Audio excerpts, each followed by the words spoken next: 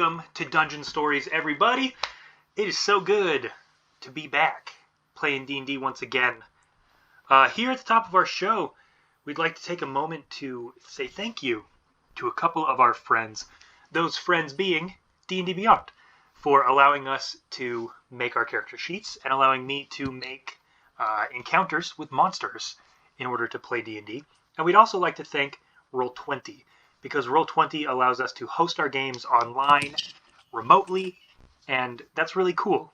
Especially in our current day and age, where getting together with people is not as easy as it once was. It's really nice to have this option, especially because we don't all live in the same place anymore. It's very nice to be able to play online. So thank you to Roll20, thank you to D&D Beyond. Really great to call you our friends. Thank you to Hero Forge for letting us make these really cool looking tokens of our characters. Hero Forge is a great custom miniature making software website. Go to heroforge.com to check them out.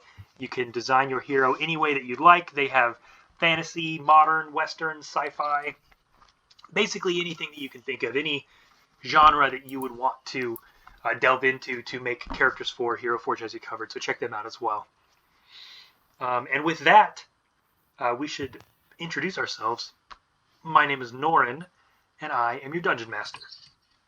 My name is Easton. I'm playing Azel the Monk. My name is Jenny, and I am playing Alonzo the Paladin. My name is Michael, and I am playing Aaron the Wizard. All right. Well, with that, let's go ahead and recap last session. So last we played, the party decided to investigate the Barley Root family first and ask them about their missing children. In doing so, they learned that the Barley Roots had lost their twins about a week after purchasing a rug, 2 vases, and a handful of little toys from the Elfrona sisters. Luella Barley Root seemed to hint that she thought the Stonefort family, the proprietors of the newly established Stonefort Cafe, bore cause for inspection by the group. Aaron's Detect Magic showed auras of divination magic emanating from each of the items the family had bought from the Elfrona sisters, as well as a faint aura of necromancy from one of the vases. While attempting to dispose of the items for the Barley Roots, 2 little green oozes launched from the vases, as well as a flying eye that was hiding inside one of them. During the battle, a stray firebolt caused the rug to catch fire, which quickly began to spread throughout the Barley Roots' living room. After defeating the enemies, the party quickly leapt into action, putting out the flames. After a while and many buckets of water, the flames were stopped, and the Barley Root family was safe. The group made their way back into Rubbleton to recuperate and begin the next phase of their expedition. So, in Rubbleton, you have a couple of options here. At this point in time, the time that it spent you to put out all the fires and stuff like that, and the travel out to the outskirts, to the farm area and back, that took a little while.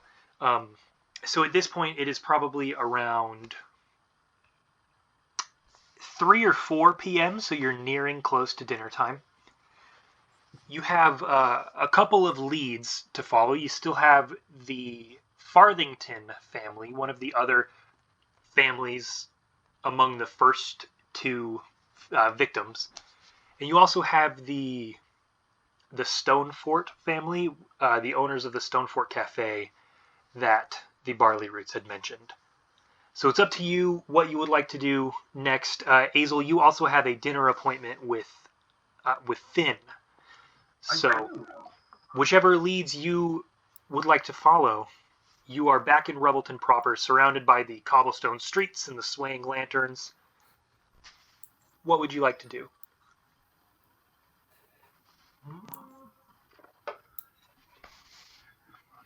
Azel would probably suggest to check out the Stonefort Cafe. Yeah, that sounds like a good course of action. Yeah, let's do that. Okay.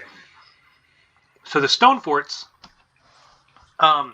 you probably have to ask around a little bit to get directions there, since you're not super familiar with Rebelton. You guys haven't been here before, so. But after asking around, people are happy to kind of give you a direction to head in.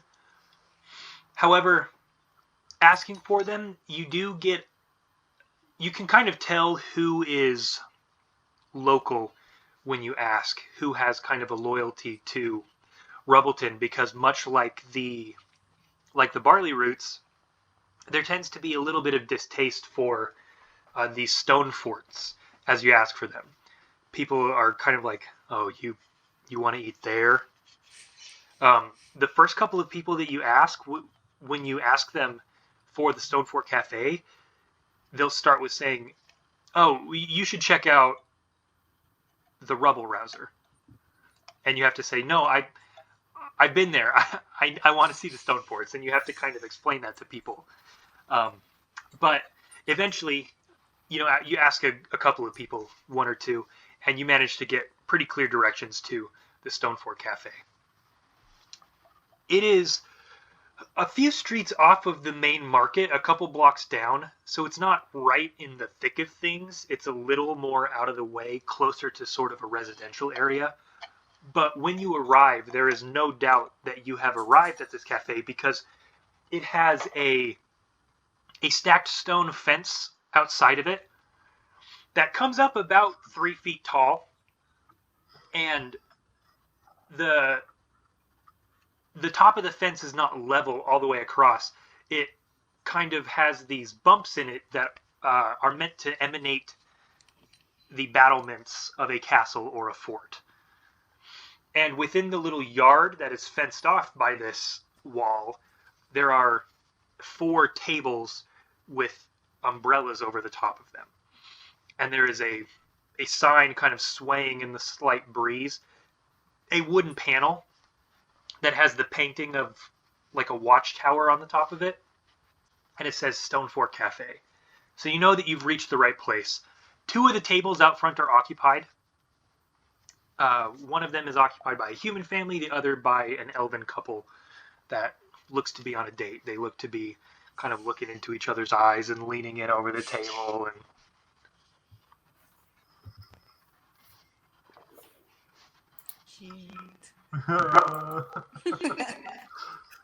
So there's this outdoor area, but also likely an indoor area, correct? yes, indeed. Yeah, there is an open door. The door looks to be propped open by a rock holding it open, and there are people inside. You can see movement about on the inside of this building. So it does look like they have indoor seating as well.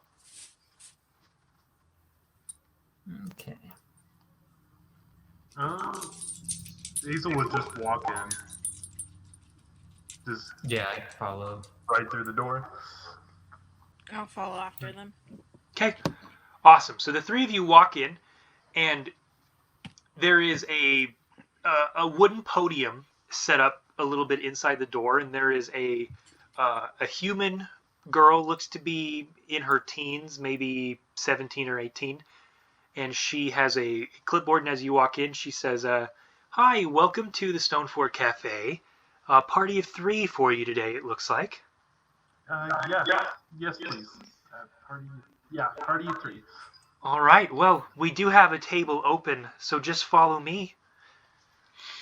And she reaches and she grabs a couple pieces of parchment off the stand next to her, and they look to be menus, and she leads you through the restaurant. It is not super busy in here. You're still a little early for dinner time, so you probably haven't hit the dinner rush yet.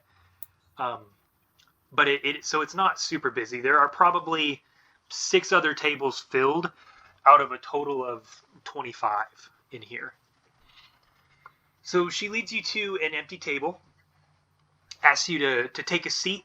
She asks, do you need anything to drink? Can I get you started with anything to drink here? I'll just have a water if you have access. Some fresh water, that would be great. All right. And for you? I'm will have a cup of your strongest ale. All right, 2 waters and a very strong ale coming up. And she hurries off. You have probably a couple minutes before she comes back. Is there anything you guys want to discuss in the interim before she returns with drinks? I'd probably take my spell scroll and prop it up on the inside of the menu. So it looks like I'm looking at my menu, but I'm just tracing and marking and casting detect magic. Okay, yeah. Oh, looking very intently at my menu. Yeah, it's the old temple run behind the history book in the back of the class maneuver. You've got your menu popped up, and it is the menu. It doesn't fold open. It is like a single sheet of parchment. So you're kind of holding up a single piece of paper and have a book open behind it. Why don't you make a sleight of hand check for me? Let's just see how well you pull this off. That sounds great. Yeah, so first roll, let's see. Ooh, well, I rolled a natural 2, so it is going to be a total of 5. Your book is much wider than the menu, so the edges of it are pretty plainly in view. But you're a little too focused in on your ritual to take a lot of notice of that fact. Good enough. Azel will probably start discussing. Did you guys find anything over there at the Barley Roots place? Other than the slimes in the eye.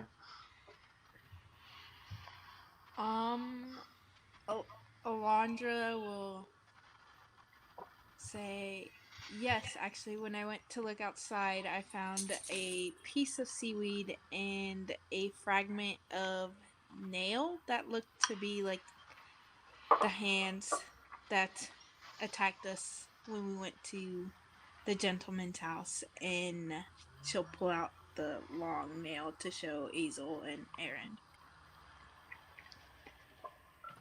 Oh, well, that's something. You found seaweed? Yes. We're nowhere close to sea, though. True, but I asked Miss... What is her name again? Barley Root. Luella Barley Root? Miss Barley Root, who might have seaweed in this part of the region, and they said this family. So... definitely gonna ask them the question of who supplies them seaweed. What are we gonna do if they say the Elfronis sisters? Well, then that's a lead. Right. Didn't you say that there was necrotic energy, Aaron? In the pot? There was. Yeah, and I'm trying to see now if I can find that same energy, but you're right, there is some sort of energy that is at least indicative of this, whatever influence or fiend we are facing here. I don't know anything about the seaweed, though. That's new. I see. Sorry, I'm trying to get my mind around it. It's just one plant, I guess. No, Azel, I couldn't tell you. Well, I was kind of hoping you would. Well, that's why we're here. Okay, then. About this time, the girl comes back and she has a plate that has 2 glasses of water and 1 tankard of ale. Yes. She hands them out and she places the ale in front of you, Alondra. And she says, have you had a chance to look over the menus? Do you know what you want to order yet, or do you need a little bit more time? I'll be good, thanks. I already have plans for dinner. Oh, okay.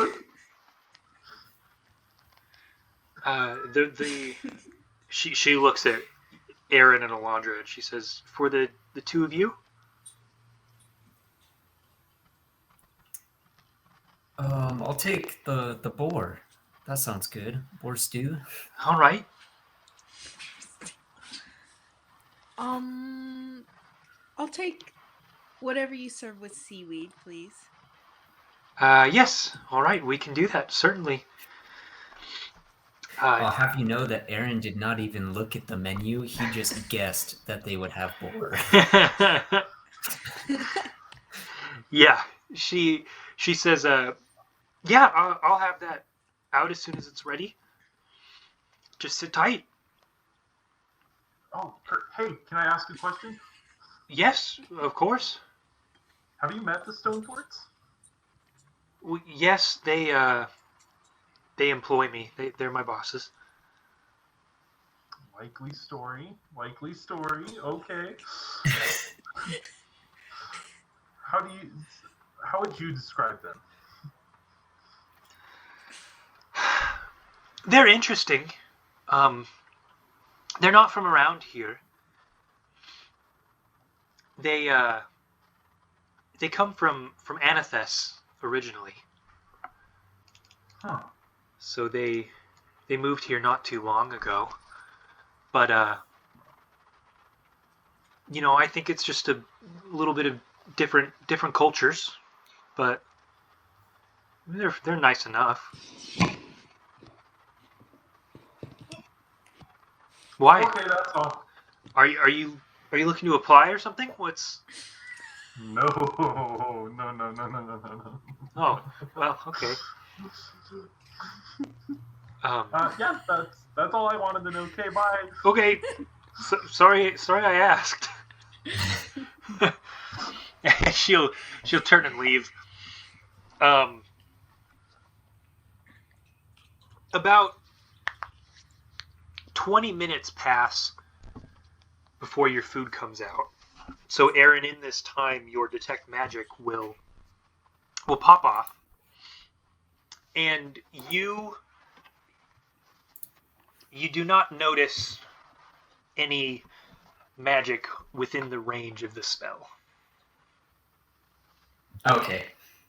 I'd imagine that I would have went to the restroom or something in the middle of that to increase the range. Yeah, kind of walked around.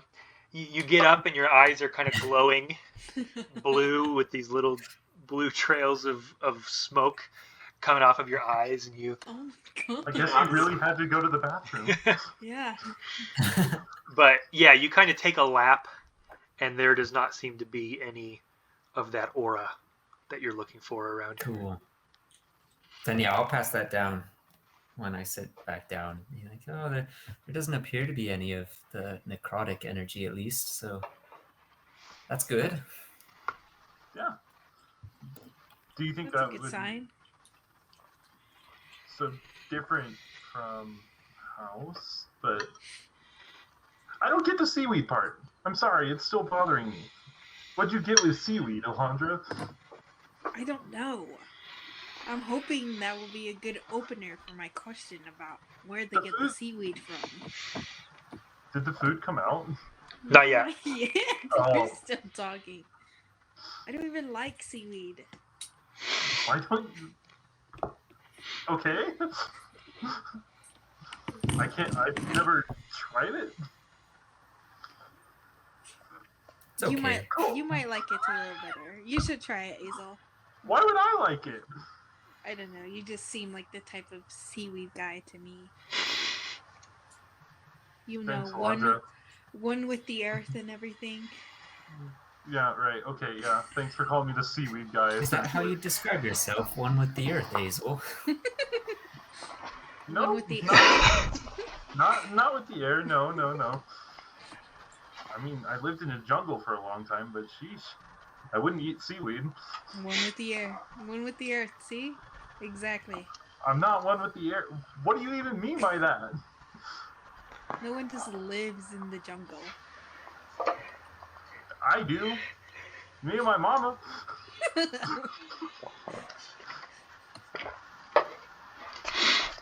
Okay. About this time, she walks out, and she's got 2 plates, one in each hand. One of them is a very nice-looking boar steak. It is a large slab of boar ribs slathered in some kind of sauce. You can smell it, and it smells great. It has notes of ale. It has notes of something a little bit spicy and tangy in it as you smell it. She sets it down in front of you, and it is just steaming as it sits down, and it looks fantastic. For you, Alondra, she brings out a plate that has a bed of seaweed on it, and on top of it, it looks to be a slab of some kind of fish that looks to be grilled and seasoned, and it's got some fresh herbs on top, like some parsley, and there's a lemon wedge next to it. You're not sure what kind of fish it is, but it is a nice looking slab of a fish that looks to be well dressed, and it has a bed of seaweed that it's resting on. She sets them down and she says, "Well, does everything look all right?" Looks delicious, thank you. It's giving me second thoughts. Hey, where'd you get this seaweed?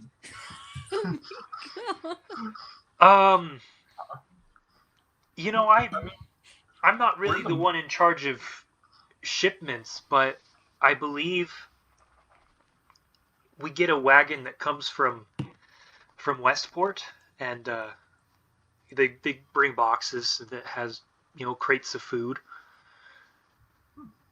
So same place we get the fish. They just kind of put some preserves on it, I guess, to make it last the trip, and then.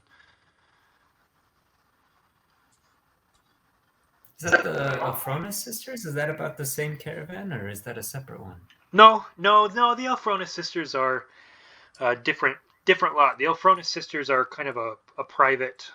It's just the 2 of them traveling. This is a merchant caravan. They import goods, so not just here, but other places around the city and other cities along the road. So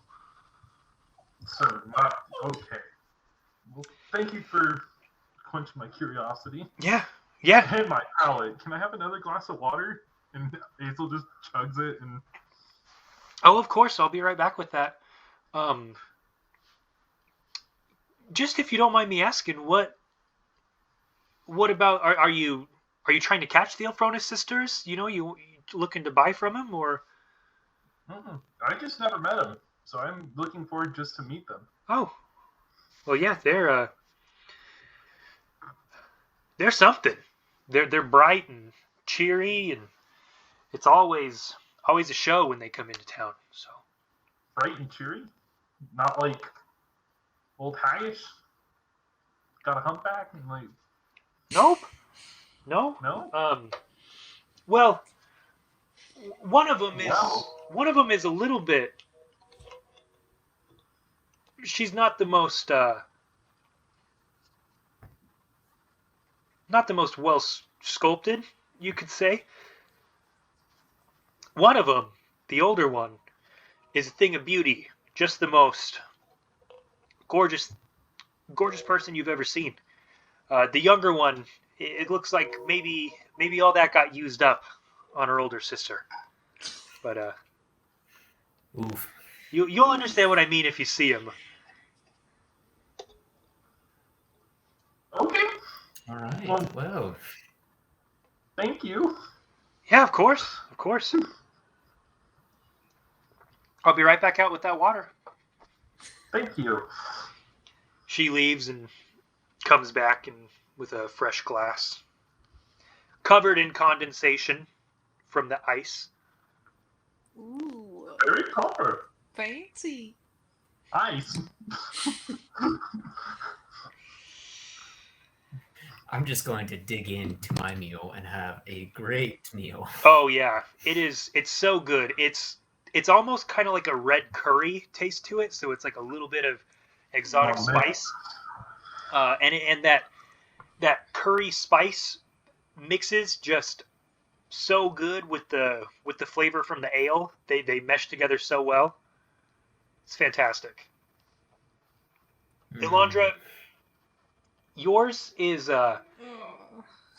I mean, if you don't like seaweed, you probably aren't the biggest fan of this, but the fish itself is cooked good enough that you can kind of overlook the seaweed taste. Sweet. It has a wonderful blend of seasonings on it, and if you squeeze the lemon wedge over the top, it has just the right bit of tart to mix with the savory from all the spices.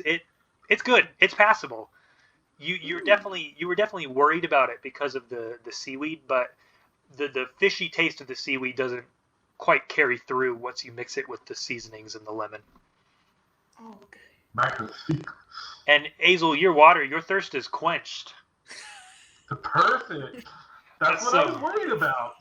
That's some Fiji water right there, some Voss Ooh. you have your hands on. Ooh, I'd be drinking good tonight. Beats continual soup, that's for sure. Yeah. Continual soup. Oh, from the whole. Right. Anything else, guys, while you're here at the restaurant? No, that'd be it for me. Besides preparing for our next part. Azel, you're going to split off and take your own dinner? Is that... Yeah, I already made plans for dinner. I helped this guy out. He was super drunk, so I just helped him home, and he invited me for dinner. So, you guys are more than welcome to come. I'm sure he wouldn't mind. I personally need to go by the paladins again. Got it. Well, Alondra? Thank you, but I have some sightseeing to do. Okay. Well, we should all find out how are we going to meet again. What time are we going to regroup? Are we just going to regroup in the morning? What's the call? Oh, that sounds good. Could check in tonight and see where we're at. Perfect. Are you spending the night at this place or at the tavern? I'll be at the tavern. I will as well. Perfect. So. All right, then there we go. All right. Solid. Good luck, Azel. Thank you. Good luck. Thank you. And Azel's just gonna get up. He's gonna put a couple silver coins, seaweed, silver coins on the table, and then head out. Not like paying for the water, but like tip. Yeah. The water's free. No, it's Voss water. You have to pay. God damn it. Okay. Another 2 silver Funny coins. enough, it's more expensive than the board. God damn it. Plot twist. All right. So the total bill is going to come to 2 gold for Alondra and Aaron. I'll drop a gold. I'll drop a gold. Okay, cool. It do be expensive though. Yeah, and Azel left the tip. So Azel is heading out to Finn's. You guys are still enjoying your meals, but after you finish up, where are you headed? Aaron, you're heading to the Paladins. Yeah. Alondra, what's your plan? I will probably head back to the tavern just to ask around for the museum place that Torrent kind of said I could go to find something. Okay, great. All right, so Azel, let's start with you. So you remember how to get to Finn's. It takes a little bit of remembering from you because a good portion of your journey there was going the same block over and over and over again. But you're able to piece your way back to his place. So you see Finn's house it looks sort of like a cabin almost. It's mainly large pieces of timber. accessorized and kind of punctuated with large stones to kind of help keep things in place. But this is the place. Perfect. Azel's just gonna walk up and he's gonna, Mr. Finn. Okay. The door opens and you see Finn, the little deep gnome with his dark gray-blue skin, large, bulbous nose, looks like it may have been broken a couple of times. He's bald and clean-shaven, and you notice that his right eye, it was a little hard to tell in the dark when you first met him, but now that you're seeing him in bright light, you can see that his right eye has a scar going over it and is gray like it's blind in his right eye. He opens up the door and he's revealing a surprisingly well-decorated house. His floor is polished wood and he has a blue armchair in front of the fireplace. There's an end table next to the armchair that's piled high with books. In the far right corner of the room, there's a wooden mannequin that is dressed in a suit of chainmail, and there is a sword and shield on the wall behind the armor. And then in the other corner of the room, in the far left corner, there is a small wooden dining table with 3 chairs around it. He opens up the door, he sees you, and he says, Azel, it's good to see you again. Please, take a seat. Perfect. Thank you for having me, Mr. Finn. I've been of course. forward to this dinner. Yes, I hope you like it. I made something special for you. What'd you make? You'll see in just a second. I don't want to ruin the surprise. Okay. So he gestures for you to sit down at the table. There is a wall, a door on the left wall. He slips through it, and then he returns carrying a ceramic plate in 2 hands. On this plate are 8 muffin-sized pastries. It looks to be kind of a thin, almost like wonton-esque pastry sheet around it, and they look to be stuffed with something. He sets them down, and as he does, you can smell this really rich, savory, earthy smell coming from them. He says, I hope you like mushrooms. These Trillimac pods are a Sverfneblin delicacy. He says, Trillimacs are super rare fungi, little mushrooms that grow in the umbral caverns, in the Underdark. And they are the best mushrooms that you will ever taste, and extremely hard to come by. I save them for special occasions. But these Trillimac pods here, they are, we only bust them out for holidays or special occasions. We don't make these for just anybody, so count yourself lucky, son. Special occasion, huh? And Azel's just gonna pick it up and pop one in his mouth. Okay. Yeah, you take a bite into it, and they're almost like large ravioli. And they're stuffed with a mushroom and cheese ragu. So it's like a thick, kind of like ricotta-esque creamy cheese and mushrooms, and it's something that you've not quite tasted before. It's deep and earthy and rich and cheesy and totally perfectly creamy. As you take your first bite and kind of experience this, he ducks back into the kitchen. He comes out with 2 large mugs of a deep caramel-colored ale, and he sets it down on the table in front of you. And then he pulls up a chair and he sees you chewing and he says, So, what do you think? It's amazing, Mr. Finn. I've never had anything like this in my life.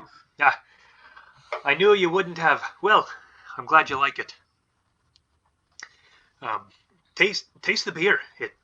It pairs wonderfully. Yeah, and Azel will follow the instruction and just sip at it. This is a really dark, rich ale. So it's very kind of bitter and catches you in kind of makes your eyes flutter a little bit. But so I'm not sure if Azel is a light or a dark beer person, but this is among the darkest beer that you've ever had. But if you like dark beer, it's really good. Oh boy, it's good. He's just trying to It might be a bit strong for you, son. Oh well. At any rate, I'm glad you like the food. And he's gonna bite into one as well, and he says, "Take as many as you want. There's enough for us to dig in." So.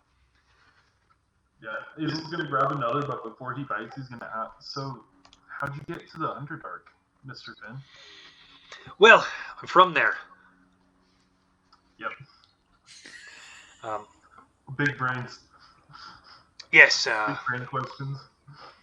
Born and raised. I spent a good portion of my life down there, and I'll tell you, the down there in the underworld is not an easy place to grow up. But a while back, I received back when I was a child or a teen. You know, I was barely a man yet. I fell into the service or the worship of, well, let me ask you this.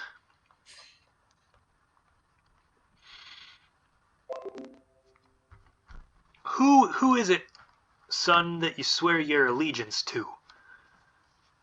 Who do you worship?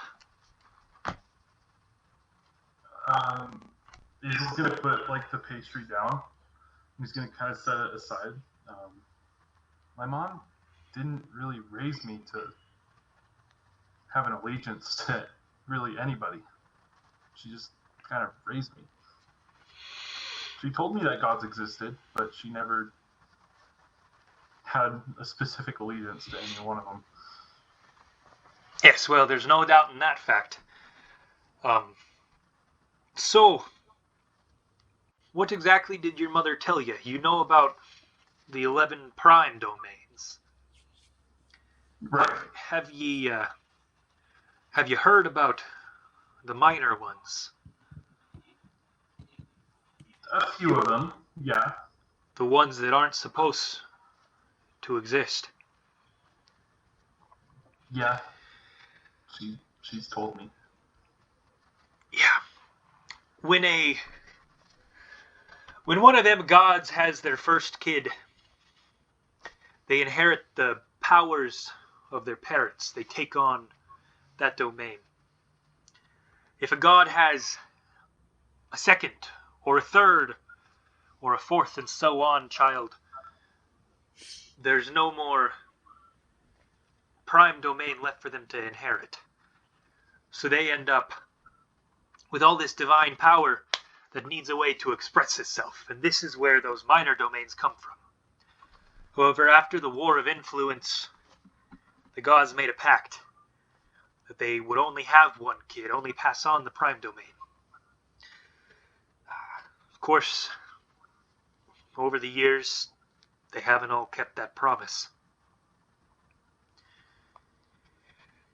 Listen, kid, do you believe in fate or destiny? Yeah. To an extent, yeah. I do too. You see, back when I was hardly a man yet, I found out about one of these minor domains. I don't know if you've heard of him, the god of fate and destiny. His name is Yernavum. I'll send that in the chat so you can see the spelling of it. Sweet. Yrnavem. Yernavum. the god of fate and destiny. And I saw through him a little bit of a preview of my own fate, my own path. I saw a grand adventure. So I left the Umbral Caverns to pursue this destiny. And after wandering the world for about 40 years and getting nothing, I got another dream that I would settle in Rubbleton. So I did, and I waited, and all this time and nothing. So I left Rubbleton. I thought, this can't possibly be right. This vision I saw of me spending out my years here, it's not what I want, regardless of whether it's what's foreseen for me. So I left Rubbleton. And in this time that I left, I fell on desperately hard times. I lost all my money, and I lost me eye. He points up to his right eye. Obviously, this was because I went against my fate. Your Navum had something that he wanted me to do, and I wasn't doing it, so I returned. I swore myself to an oath of redemption for him, and I've been waiting here for about 100 years. And about a couple of weeks ago, I had another vision. You know, I haven't been the greatest steward of your Navum, and coming back into the service of the god, I think he kind of showed me a little bit more about what was next. In this vision, I saw a young boy following a map. And I think it was from this vision that I recognized you from last night. Azel, I think in this dream of mine from your Navum, I saw you. I did my best to redraw the map that I saw in the dream, but cartography isn't my strong suit. He holds up his hands and he goes, I've kind of got the shakes. But I did my best, and he stands up and he walks over to the drawer of a wooden hutch that's kind of behind the table. It has a couple like dishes, like fine china on it. He starts digging through the drawer on this hutch, ruffling through papers and forms until he finds what he's searching for. He brings over to you a poorly drawn map of Voreos. However, notably, the kind of standout here is that there is an X drawn into the Ruptured Stand, and the Ruptured Stand is a mountain range over here in western Voreos, about in this area, kind of cuts down from this coast, cuts down towards the center. There's an X drawn there. Looks to be a few miles outside of the city of Fenthos. And the X, positioned like this, like the letter X, each of the tips of the X are marked with a letter, N, W, S, and E.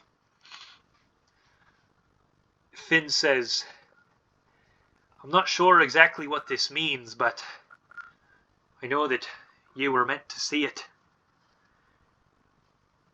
So, what do you think? Does this mean anything to you?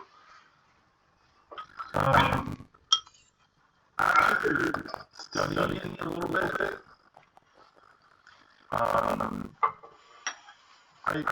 know if I would roll anything for it, but it's kind of like coming to a realization that it's west of the mountain, so he's going to like pull out his book of Ascend, and he's going to like open it, and then he's going to read like out loud just the west side encompasses his Finthobarren. And he's gonna it'll just kind of like shock. He's gonna have this really big expression. He's gonna take just within his face. He's gonna like kiss him on the cheek. And just I realize that was weird. Hey! I'm sorry. No. No problem. Okay. Okay. What do I do next?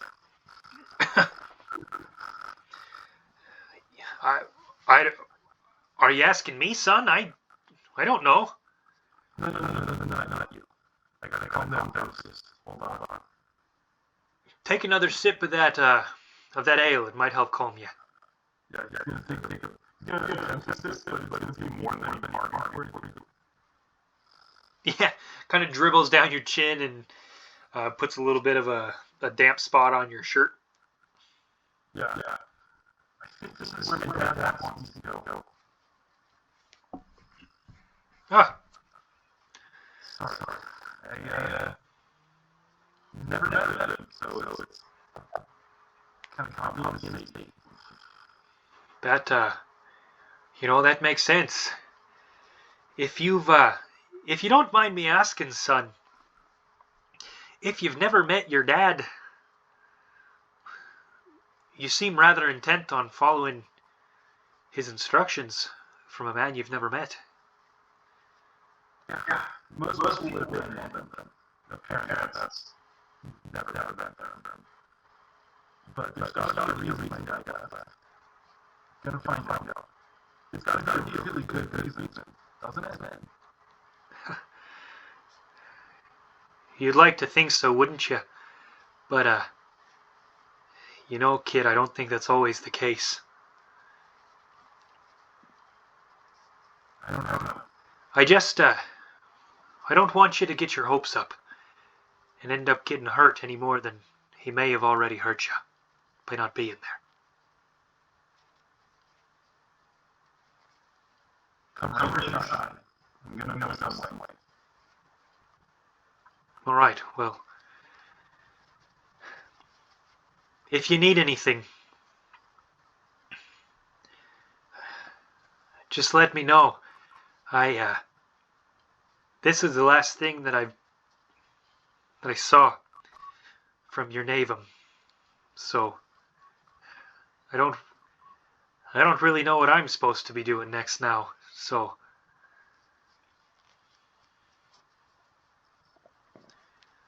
if I can help in any way, just let me know if I can be of service. And if you find good news or if you end up getting hurt, either way, I'll be there to celebrate or console should you need me to, son. What's you and Red? Well, it was the vision of me sitting here for something. I think this may have been that something, so now I don't know if anything is. Well, why don't you tell us? What if that vision was meant to be your idea all along? If nothing else, you can hear it. Make a persuasion check, Azel. Oh, dear God. 17. His eyes kind of scrunch, and then he looks up at you, and he says, maybe you're right. I didn't just see me handing you the map, I saw you walking the path following it. At last I checked, I saw visions of my own destiny, not of others. Exactly. Why don't you, give me the night to think it over. I'll try and see if I can't talk to your Navum and ask him what he thinks, but you're staying at the Rubble Rouser, correct? I am. How about I meet you there in the morning and let you know one way or the other? That sounds good. And Azel's gonna put on his stuff down. He's gonna kind of dust himself off. Thank you again for dinner and for this meeting. It's good to know. Yes, I think I've given you a lot to think about, and I think you've given me a lot to think about as well. Thank you again. Of course. I'll see you in the morning. He'll gesture to the Trillimac pods, and he says, take another one for the road. Yeah, he's gonna grab one. He says, all right, well, I'll see you in the morning, son. You too. Okay. Heading back to the Rebel Rouser? Yeah. Okay. Unless you have any other business that you want to attend to elsewhere? Actually, could I see if Journey's End is still open? Yeah, you can go ahead and give that a stop. You have to kind of ask around, but the Journey's End people are happy to give you a direction to go to. The Journey's End is kind of the pride and joy of Rebelton. This is what the city was originally created for when the first original founders of Rebelton came here to set off on their adventures across the ancient expanse, looking through ruins and searching for lost mementos and trinkets and secrets of the ancient variety. The Journey's End was a place for them to display their findings and share their information with the world, but also just to brag to everyone about the cool shit that they found. So people in Rebelton, the people that dwell here, are more than happy to share the location of this museum with you. So you're able to find it very quickly. Probably about this time with the time that you spent at the Stonefort Cafe and the time that you spent eating with Finn, it's probably about 7 p.m., maybe pushing 7:15 at this point that you arrive. When you arrive, something that the people that gave you directions did not mention, the doors are boarded up, and there's a sign that says closed until further notice. Interesting. Is there anybody around me? Like, is it just me standing in front of Journey's End? The sun is beginning to dip behind the mountains, so it's starting to get a little bit dark. You're kind of in that twilight phase. But there are a couple people on the streets walking back to their houses. Not very many. There's probably 4 people within eyesight of you. Okay. Is it grab or like try to grab somebody? Excuse me.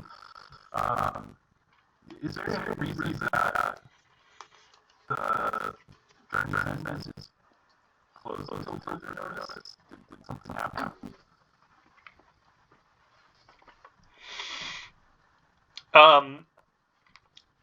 You managed to stop a dwarven man walking by, and he looks up at you and he says, aye, yes, there is. Althor Farthington, the proprietor of the place, his daughter was one of the ones that went missing. So he felt bad because he was working here when it happened.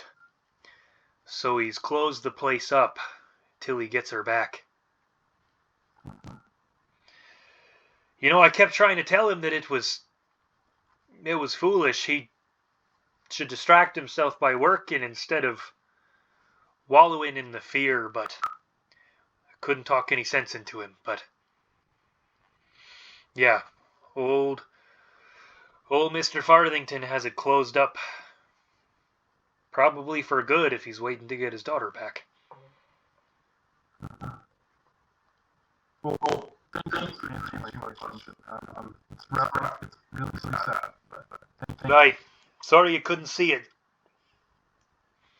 It's good. I was really looking forward to it. Well, maybe someone will find those kids, and Althor will open it back up again. Who knows? Those guys have their hands.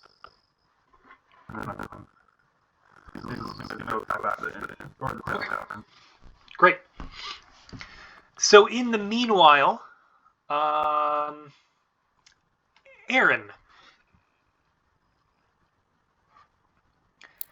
Yeah. You left, you finished up your boar ribs. Nice and full, nice and stuffed. You can still kind of taste it on your mouth. As you walk out, just a big smile on your face, fat and happy. And you are heading to the Paladins, correct? Yes. Okay. I figured they're going to be the greatest collection of knowledge and resources available. So. Yeah. Other than maybe Journey's End, but that's probably a knowledge collection more than resources. But yeah, so that's a good idea. So you make your way through town, find your way to the sort of main barracks area for these paladins. You stroll in, and there is someone that you haven't met is kind of at the front desk this time. So you haven't met this particular person. Looks to be a human man, probably in his 40s. He sees you come in and he says, greetings. What can I do for you?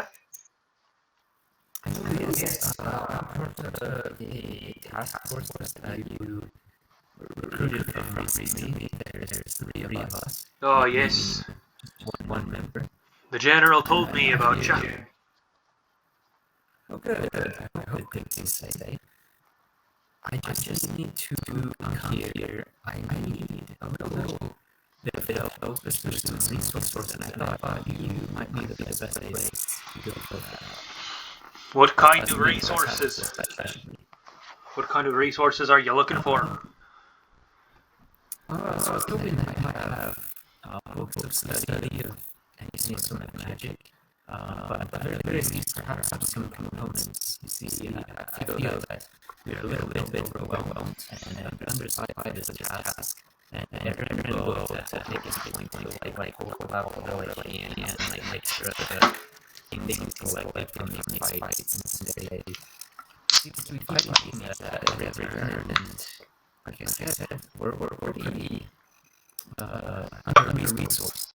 It's a little bit above our pay grade as is, so any assistance would be helpful. Okay. Go ahead and make a persuasion check with advantage for me as you've just dumped a bag of severed hands onto his desk. Okay. Let's see, persuasion, right? Yes, please, yeah. Unless you're shooting to intimidate him. Your call.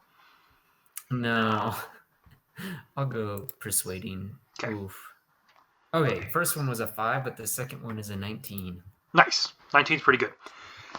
As this pile of severed hands manifests itself on his desk, he's going to say, Oh, I've never quite seen anything like this before. We don't have much in the ways of books of study, but spell components. We do have some of those. What are you looking for in particular? I think at this point, do you happen to have any diamonds on you? A couple, but nothing too fancy. How clear are you looking for?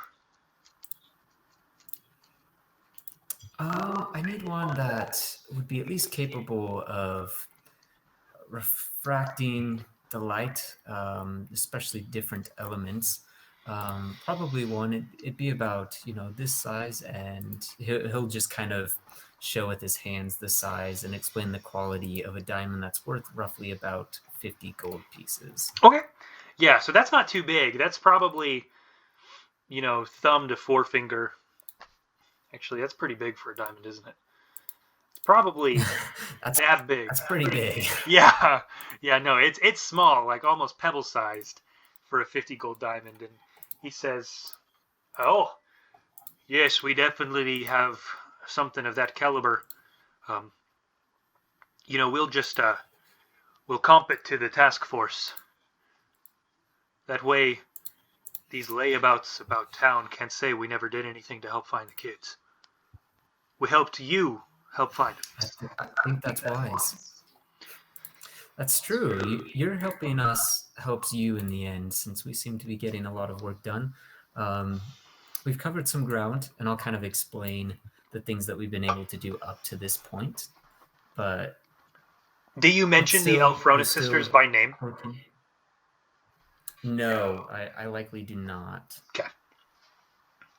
Mention them, just to keep things kind of covered up as much as I can. Don't quite know who to trust. So yeah, I won't mention them by name, but I will say who we stopped by, and I will mention you might want to go check on the family. It's been a little traumatic for them, so that might be worth looking into, is check up on them, see how they're doing. All right, if we can spare the bodies and spare the time, we'll have someone out that way. But I think it would be worth your while, but thank you. Yes, just give me a minute. I'll run back and fetch the diamond for you. All right, and I'll call out to him. And any parchment or ink you might have, just of some high quality, if you find some in your reserves. I think there's some back there. I'll fetch it. Thank you. He turns and leaves, and he's not just leaving this area unattended. There are probably 4 other paladins stationed throughout this room. So it's not like he's just leaving the main foyer of the barracks, the police station here unattended. There are other eyes to watch over the place. He disappears. He's gone for 2 minutes, maybe 3, and then he comes back and he has a small pebble of a diamond, and he has a handful of parchment and about 3 bottles of ink. So I would say, what is the easiest way for me to give this to you to keep track of in your inventory? Do you want quantity or do you want value? Probably value. I think that's what's measured when you're adding spells as a wizard. I think it's by money, so I can double check that really quick. Okay. So the value of what he gives you, he's going to give you 3 bottles of ink, which is probably going to be worth about a gold piece. And he's going to give you a stack of parchment, and this is pretty fine. You can tell this is spellcasting parchment. They probably have a wizard or 2 that works in their ranks. So I'll say he gives you probably, let's say, 15 gold worth of parchment. Okay. And then, so 15 gold and then about 1 gold ink. Yeah. Yeah, so it's the equivalent of like 3 bottles, 3 or 4. I can't say 3 or 4. 4 bottles. I have to give you an exact number so you can write it down. He gives you 4 bottles of ink, the equivalent of 1 gold. Okay, yeah, it looks like for each level of a spell, it takes 50 gold pieces. So is that the reduced cost from being a scribe wizard? I don't think scribe wizards get a reduced cost. Oh, I think is it reduced time? Is that what it is?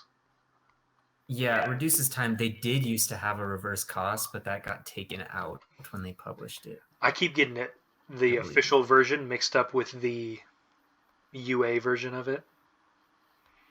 Yeah, and that's all right. Yeah, so I think it's just the reduced time. Oh, so, yeah, reduced time, and then hey, this is a snazzy one.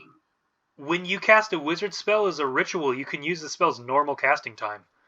So yeah, I like that. Keep that in mind for your detect. I didn't use it earlier. Oh, is it only? Oh, yeah. It is a minimum number of times. Yeah, it's just once per day, I think. Yeah. Anyways, I think the quill that I used to write doesn't like two require minutes. ink, but they don't. Yeah, they don't correlate that to reduce cost. So Okay. the cost is still 50 per spell. So I'll mark down the parchment 15 gold. I'll let you Parchment. add 2 more gold of parchment onto that since you don't need the ink.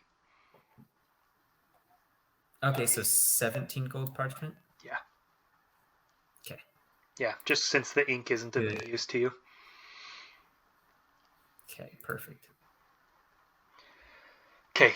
Well, that is all that I would have needed from him.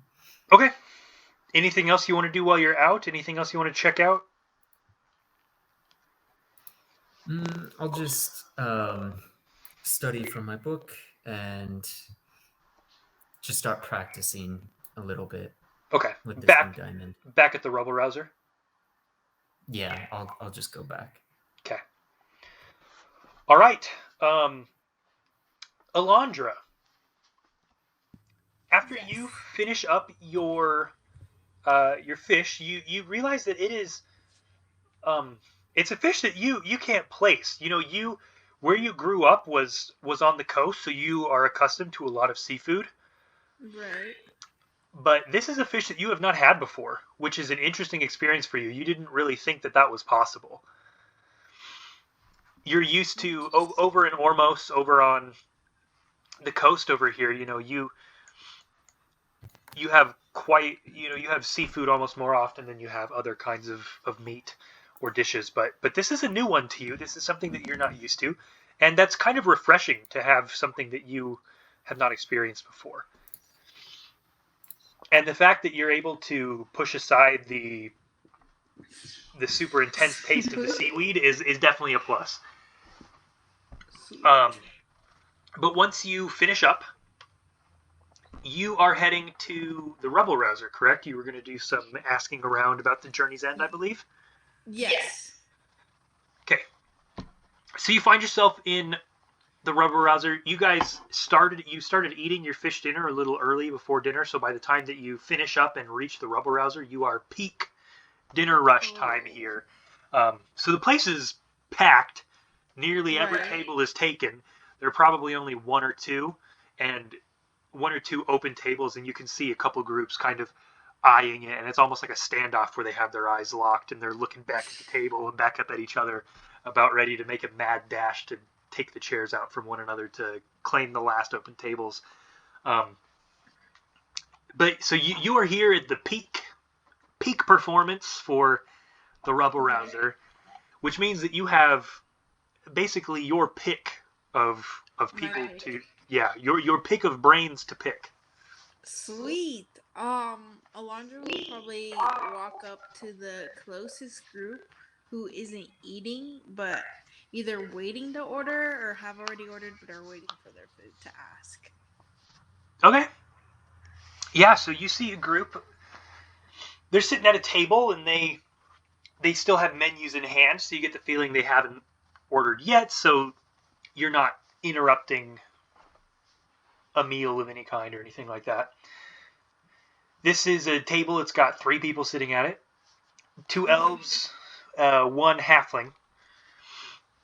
By the way that they're kind of joking around, you get that they're probably co-workers. They're talking about, oh, did you see Billy out with that plow in the fields today? Looked like he'd never done a lick of farming in his life. That boy out there. And then everyone laughs and they all clang their mugs together. So you approach this table. Mm-hmm. She'll approach it and she'll kind of clear her throat and be like, "Excuse me, I'm new from around here and don't really know my way. Someone told me about an establishment you guys have that may have all sorts of different knickknacks and may even have an interesting chest." Knickknacks and a chest. And then the halfling speaks up and he says, could you be talking about the journey's end? that could be possible. If that's the first thing you thought about, then probably yes. It's a museum. It's a collection of all sorts of old relics. Oh. Does that sound like what you're looking for? Yes, it does. Thank you. Could you probably give me directions to where I could find this museum? Yes, I could. Although I'm not sure you'd get much out of it at this point in time. Why's that? Well, it's closed down. It has been for a while. I'm not sure when it'll open back up again. Oh, why is it closed? Well, you said you're new in town. How long have you been here? Just came in last night. Well, I'm not sure if you've heard it or not, but, a bunch of kids have gone missing recently. Really? Yes, it's been over the course of about a month and a half. Kids have just been disappearing left and right. But the owner, or the proprietor of the Journey's End, Althor Farthington, he lost his daughter. She was one of the first ones to go. And ever since she disappeared, he's had the place closed down. He says he can't stomach to go back in. Oh, that's terrible news. How many kids have gone missing? Total? Total. I couldn't give you a number estimate. I don't have kids myself, so I don't keep track of the little ones in town too much. But, it seems like, usually you'd see them on every street corner playing a game or chucking rocks at passing carts or something. But, hardly any left, it seems. Maybe about half of the total. So, and then one of the elves that he's sitting with speaks up and says, if I were to wager a guess, I would say probably 30 kids have gone missing so far. 30? Yes, it started off slow. In the first week, we only lost 3 the first disappearance, and it's been steadily ramping up since then. Last time we lost 6 in one night. Whoa. Who do you suppose is taking these kids? From what I've heard, there's no traces left behind, no clues. They have no idea. They just disappear in the night. I'm not sure, but I've heard rumors that the Stoneforts are cooking them up. I've heard that there's a wizard passing by town and teleporting them all away. It's all just rumors. There's no evidence behind any of it. Really? No evidence? No, I mean, it's not my job to investigate, but unless the paladins are sitting on something big over there that they haven't shared with us, no, nothing that we've heard. Aren't you interested to find out?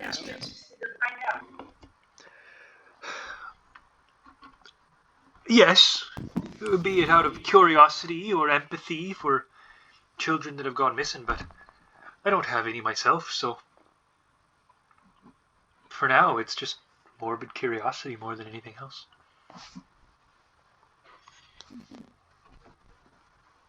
Yes. Morbid curiosity. One of the third figure, the second elf there, speaks up and almost kind of breaks, kind of chokes, and a little bit of tears start to come down. And his friends kind of look and they say, what's wrong? What are you doing? And the second elf says, I didn't tell you guys. I couldn't bring it up, but just last week we lost Annabeth. She disappeared. And his friends, their eyes go wide and they're like, oh gods, we're so sorry. We had no idea. we wouldn't have spoken so callously about it if we'd known. And they start reaching out, and they're like hugging their friend, and this elf is just kind of crying now at the table, and people in the tavern kind of stop and are looking over and just kind of hang their heads because they've seen this too many times at this point. A family's missing their children. People kind of walk up, and pretty soon there's a crowd of like 10 people, and they're all patting this elf man on the back, rubbing his back, you know, telling him it'll be all right.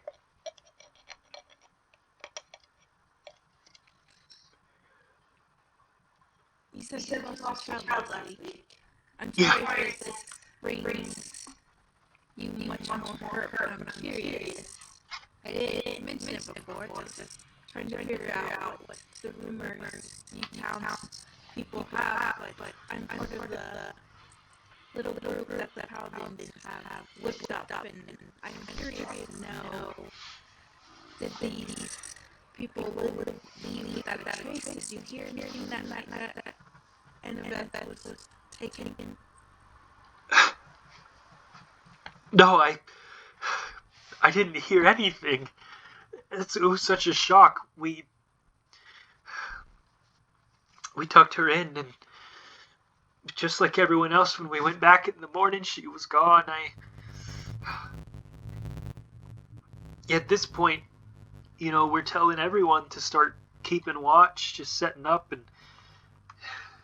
but it's so hard when we've all got jobs. You can't find time to not sleep and just stare at your kids all night. But no, I mean, her room was, the sheets were tossed off at the end of the bed, but other than that, it's just the same story that everyone's been telling. She saw her sheets off to one side, her little wooden horse off on the other, clattered on the floor. Wooden horse? Yeah, she loved that toy. She loved it so much.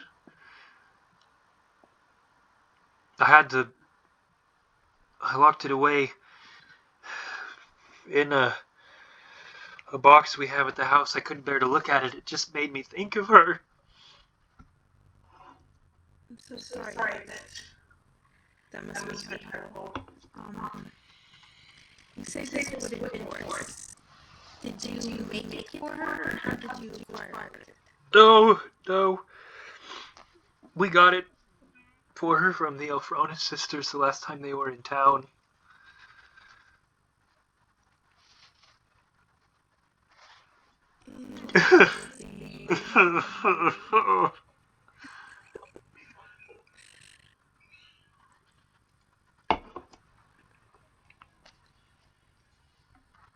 Is there any way I can get look at this wooden horse? I guess so, if it would help you. It would. The other children in the barley roots also had wooden horses.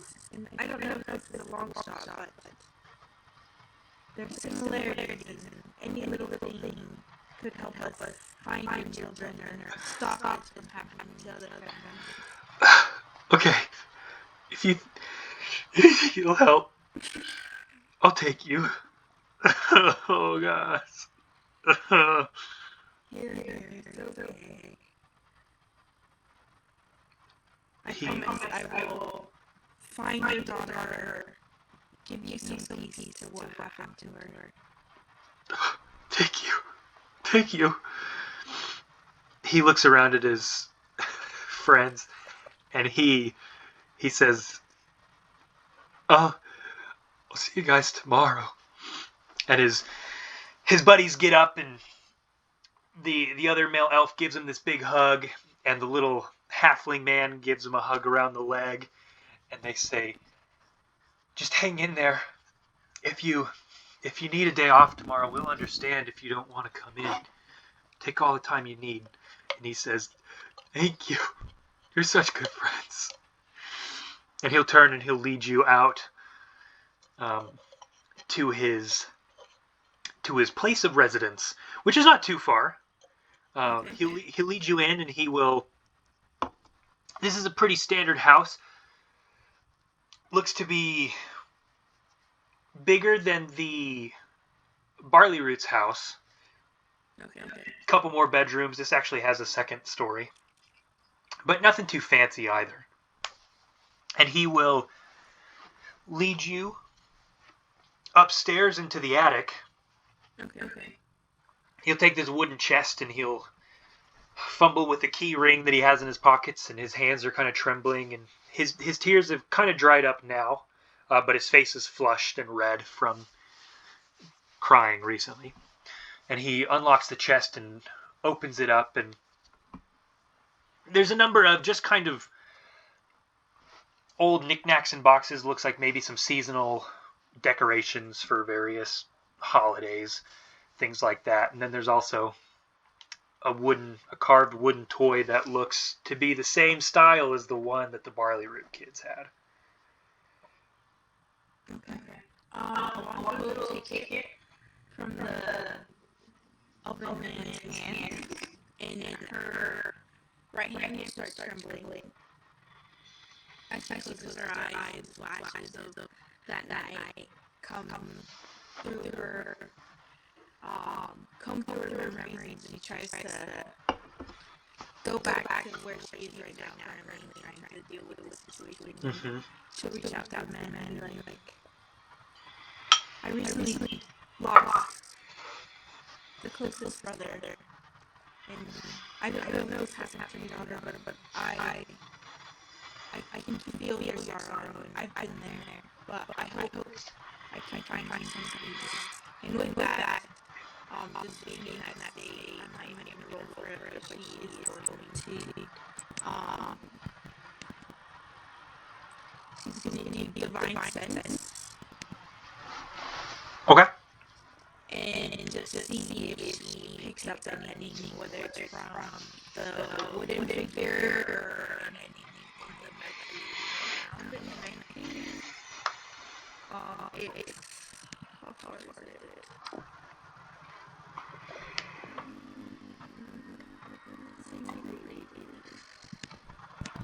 Where would it be? So, I think last time I told you was 30 feet. If you go to features and traits, find divine sense. If you click on it, it should bring up all of the... 60 feet. Okay, 60 feet. Celestial, fiend, or undead within 60 feet of you, as well as the presence of any place or object that has been consecrated or desecrated.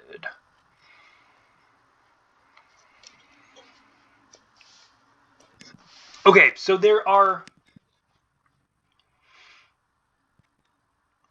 no fey, fiend, or undead creatures within 60 feet of you.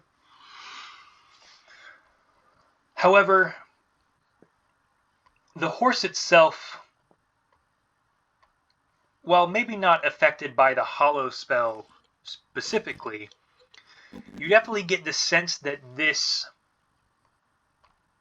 item is unholy. This item has an aura about it that is just kind of rubbing you the wrong way once you activate that divine sense. Something about this wooden horse seems off.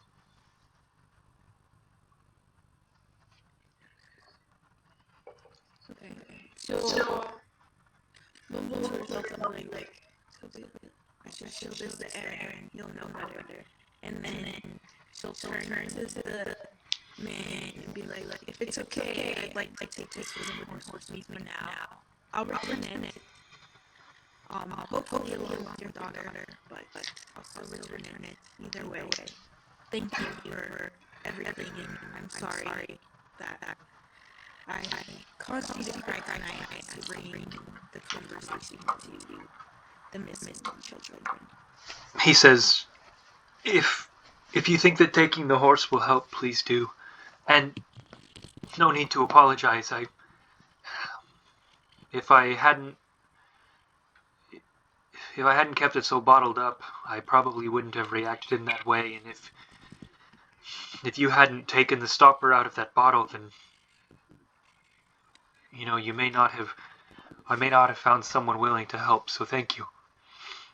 Thank you. You're welcome. Enjoy it. Ease yourself off and go back to the tavern. Okay. So at this point in time, you all are back at the taverns. You've all arrived at kind of different times and made your way off to do your different things. You guys can go ahead and I don't know if anyone is missing any spells or anything like that, but everyone go ahead and long rest. That's where we'll go ahead and call this episode of Dungeon Stories for tonight. But go ahead and long rest so that you're charged up for when we pick up next episode. And we'll pick up in the morning after the long rest when next we meet. All right, well, everyone, thank you so much for listening to Dungeon Stories. It means the world to us. If you are watching us on YouTube, go ahead and like and subscribe and leave comments. We'd love to interact with you that way. If you're listening on iTunes, please leave us a rating. It really helps out the show. And regardless of how you are consuming Dungeon Stories media, please tell your friends about it, and your family, and your dogs. Whoever will listen, please tell them about Dungeon Stories.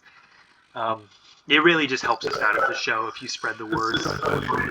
Especially your dogs. We want our audience to be 70% dogs, 30% people. That's what we're shooting for. So, and speaking of your dogs, feel free to tag Dungeon Stories in photos of your dogs so that we can see how cute they are. All right. Everyone, thank you again so much for listening to Dungeon Stories. It means the world. And we will see you next week. Bye. Bye.